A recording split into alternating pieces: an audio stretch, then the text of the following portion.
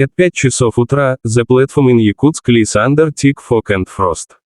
A lone samovar hisses steam inside a battered wooden kiosk. A grizzled conductor blows his whistle as a rusty train pulls in. A young woman, Anya, steers off carefully through ankle-deep snow, her breath crystallizing in the air. As she scans the platform, spotting a stoic man in a fur-lined coat, his eyes flickering with resolve. They share a silent note. The train is horror through the tundra as they embark on a journey bound for a remote gold mining camp.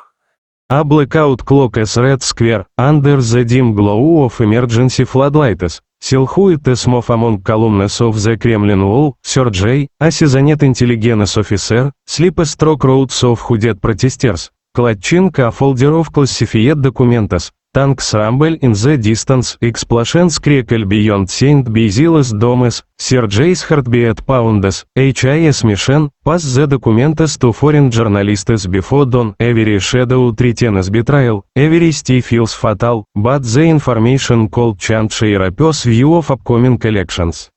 Along the snow-lashed shores of the Volga, a battered fishing boat becomes a clandestine courier between cities.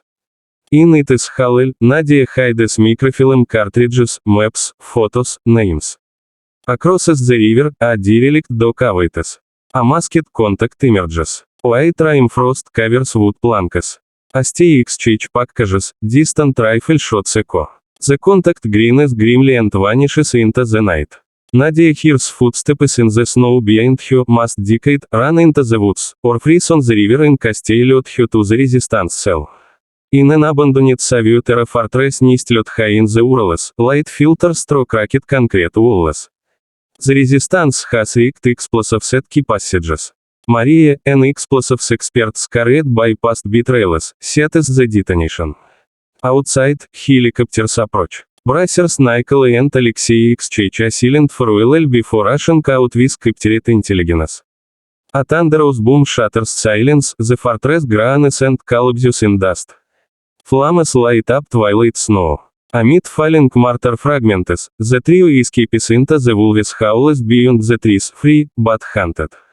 Snow danced like ash across the barren expanse of Vorkuta, an Arctic mining town that had long since been abandoned to the wind and silence.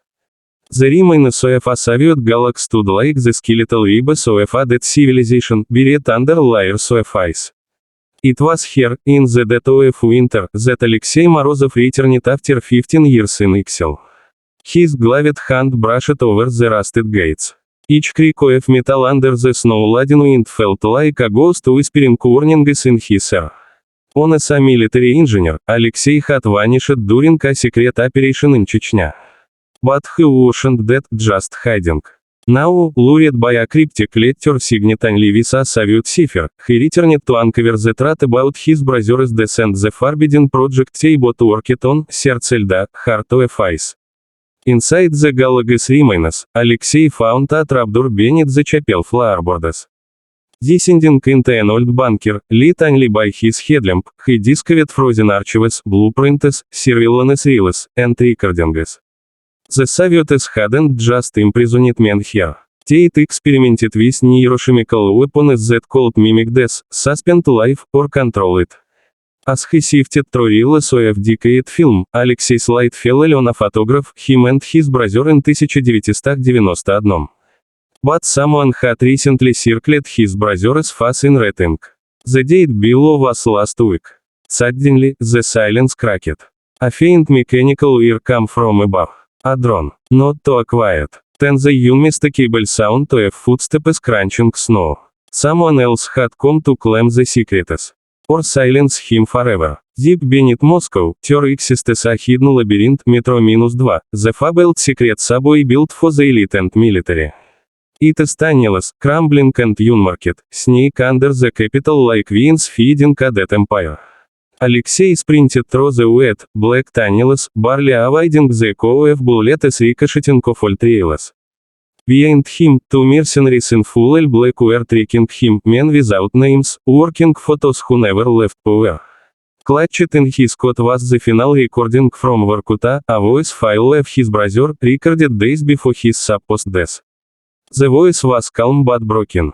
Больше чем, if you're hearing this, Алексей, Tentiev killed them twice. And the project never did. It lives in Moscow, in the ministry's vault, under the reactor site.